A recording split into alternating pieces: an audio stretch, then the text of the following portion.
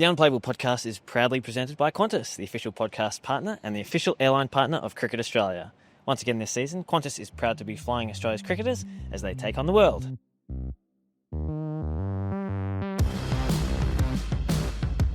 Hey everyone, welcome to the Unplayable Podcast. A two-day test here at Perth Stadium to kick off this year's Ashes series. Incredible scenes, but for Australian fans it's good news because an 8-wicket win takes them 1-0 up in the series. To digest it is Louis Cameron and Josh Shonafinger. So Lou, where do we begin with what was another wacky day of Test cricket? Wacky, crazy, wild. Didn't think I'd be sitting here with you after 6 sessions of play digesting a result, and certainly not one that was going in Australia's favour. You said it was good news for Australian fans. It's not good news for the ones who had tickets for day 3, let alone day 4. Very true. Remarkable.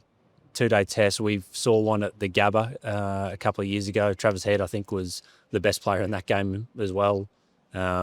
Jeepers, like what on earth did we just see? Well, we started backwards yesterday. We may as well start backwards again today because Travis Head is certainly the story. 123 for only 83 balls today. He got his century off 69 balls, which is the equal 6th fastest in Test history and the fastest in the 4th innings of a Test. So incredible stuff from the left-hander, and he just had his game in total control today. Some of the shots and some of the areas that he hit to, mind-blowing really, but he kept finding the gap and he kept clearing the rope and he kept cruising towards another milestone. It's scarcely believable, especially considering he opened the batting, something he apparently has wanted to do for some time now. That's news to some of us. Australia, I mean, let's start with the decision they had to make around Usman Khawaja, who I'm sure we'll go into some details around it, but the short story is he couldn't bat. His back's not in a great way, so they kind of looked around and said, they weren't happy with how things panned out in the first innings, and we touched on it yesterday. Marnus and Steve Smith kind of got stuck in a bit of a hole when they began that innings. England obviously bowled very well, but the ability to score just wasn't there. So they said, well, let's send let's send Travis Head to open up with Jake, who would, those two have quite a good bond. They'd played a lot of Sheffield Shield cricket for South Australia with each other. They'd played school cricket against each other as schoolboys on the Adelaide private school circuit. So you put these two aggressive left-handers together and you just got some magic. It was, it's just kind of hard to know where to start. Like England cycled through some plans to Travis Head. Ben Stokes said later that they had up to 4 or 5 different plans. I'm not sure if I saw that many. Yeah. The tactics around it deserve a bit of questioning. But, just from where Australia were earlier in the day, I'll just touch on it. We can keep talking about Trav. But there was a point today where England were 105 runs ahead and they had 9 wickets left in the first innings. So, second innings, the third innings of the game. That's like England win that game. That's a huge advantage on a pitch that to that point run scoring was very difficult. And I was sitting here, less than I think 3 or 4 hours later, Travis Head was bringing up 100 and all but won the game for Australia. Yeah, and it was. The 4th innings was just completely different to what we'd seen in the others. Australia needed 205 to win, which would have been the largest total of the match to that point. And they got there easily. 28.2 overs it took them at a run rate of 7.24.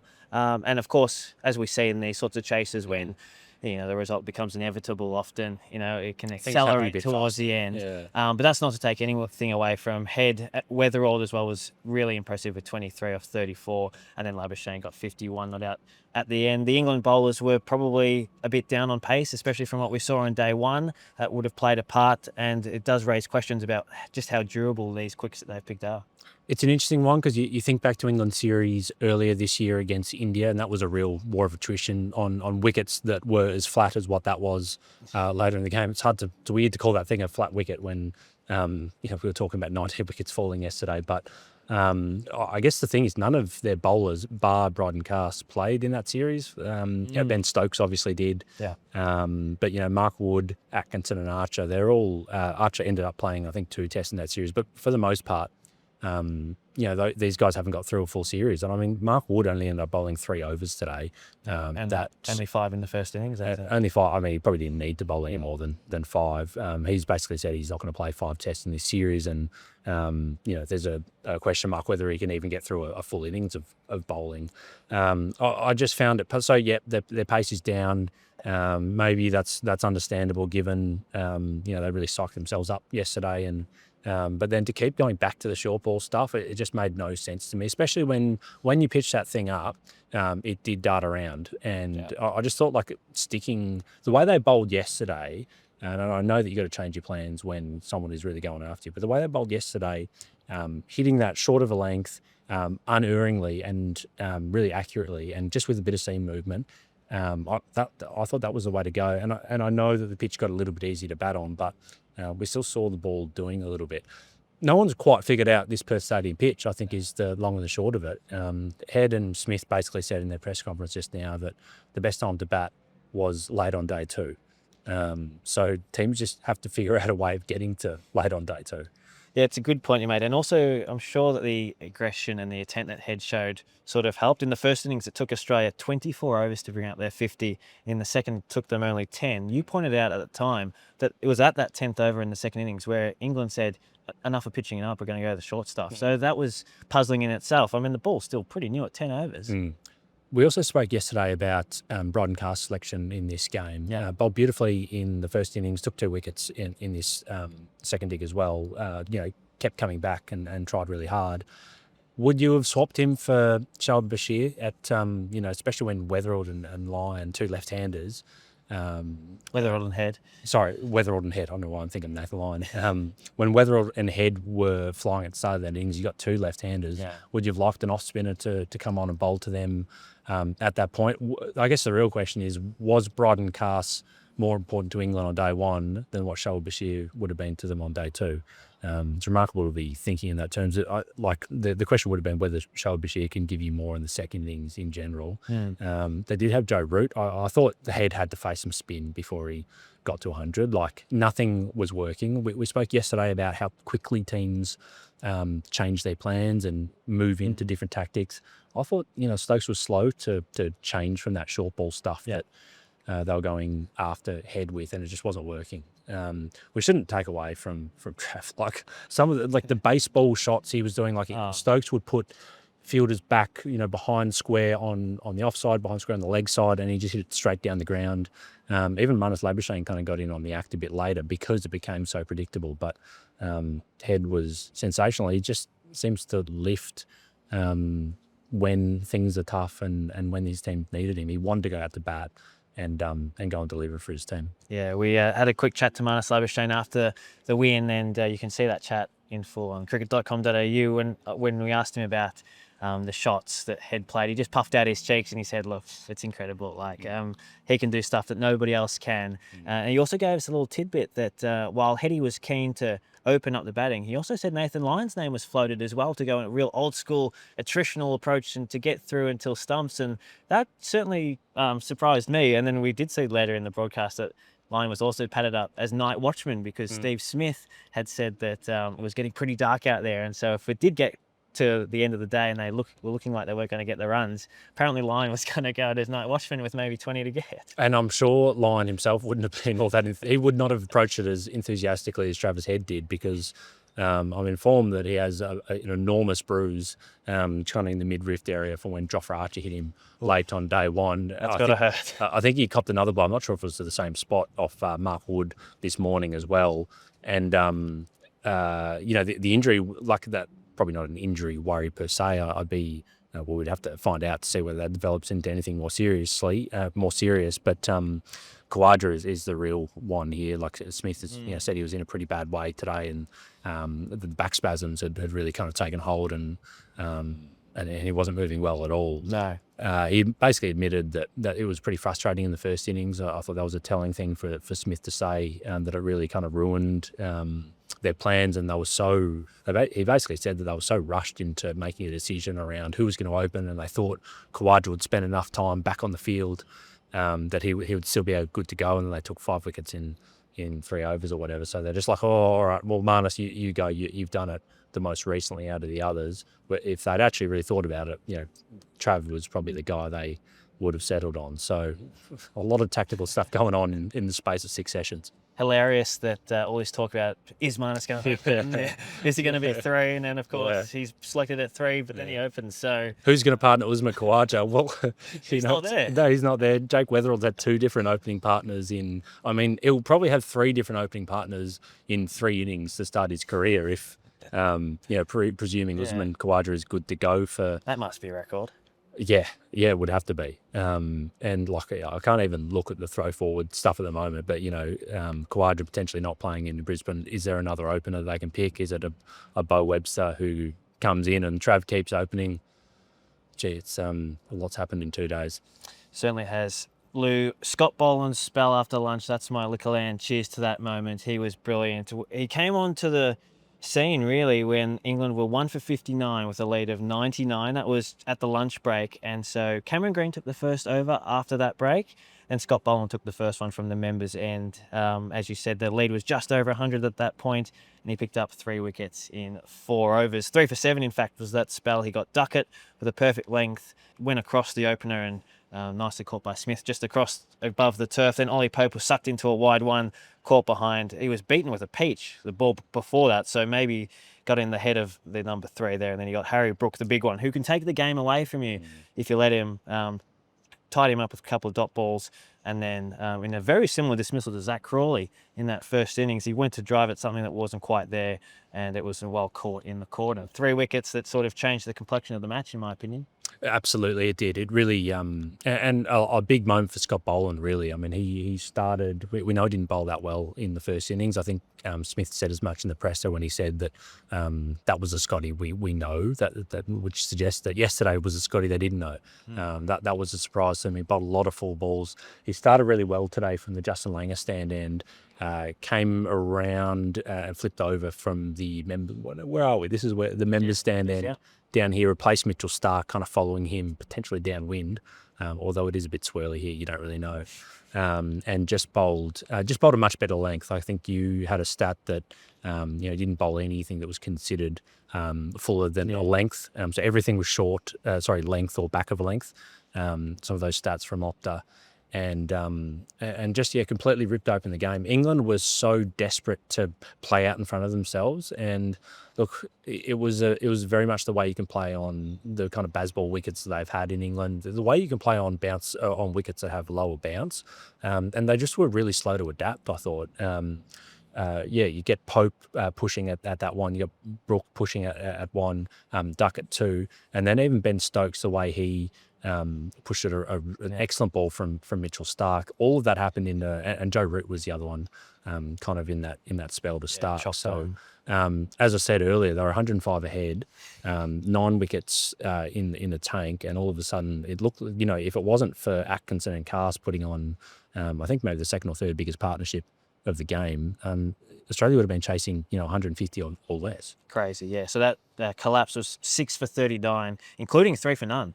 It just totally ripped out their middle order and got Australia back into the game when we were all eating our lunch and thinking, wow, this is England's to lose, isn't it? Yeah. What Australia going to be chasing? 300-400. Yeah. We kind of got the best and the worst of baseball in that order in this test. Yesterday, even Harry Brook's innings in hindsight looks a fantastic innings when you consider he made 52 off 61 when Australia then were really struggling on that pitch. So and then their bowlers were just brilliant last night. But if England can't back up, I'm just having a look at how many first innings overs they bowled. They bowled 45.2 overs. Like these guys, none of them bowled more than 12 overs. That's not a big workload in Test cricket. If they can't do that, and I know they had less than 24 hours to back up, but if they can't do that, like they're not going to be able to win this series. It's just, they're going to, blow teams away potentially at the start of a test, but they're going to have times in this series that wickets will flatten out and it's going to be good for batting, and they're going to need to have someone who can perform holding roles. In theory, if you can get 20, 25 overs in innings out of these guys, these guys can do it. Like Mark Wood can come in and blast guys out. Jofra Archer can bowl long spells. Atkinson, I think, can do the same. Theoretically, these guys can all do it, but again, they're going to need to bowl some spin at some point in this series, and they're going to need to do some holding. So if they're going to want to win this series, they're going to have to show something other than 100% full gas with both bat and ball. Yeah, and the Brisbane Test is next with the pink ball, so potentially we may not see it there again if they stick with this sort of formula, but they might have to change straight away. Yeah, well, people talk a lot about the pink ball darting around everywhere under lights, and yes, it does, and can be really hard for batting. I think the bit that people don't talk as much about is that first session of the day, when you're bowling with an older ball. Yep, the new ball darts around, but that can be a really good time to bat, especially day 2, 3, and 4. If you've got a 40, 50 over old ball in that morning session, like happy days for batting, especially in Brisbane. So we've seen a little bit of day-night cricket there, but Adelaide's the one where they've kind of really figured out how much grass to leave on that surface to leave the ball in a nice shape. The feedback from Australian players is that ball goes out of shape and goes really soft very quickly on the harder Queensland wickets. So that's going to be a real challenge for England if they get stuck bowling at a bad time. Now, the other one we haven't spoken about at all, which is remarkable given he was player of the match, Josh, is Mitchell Starc. Come on.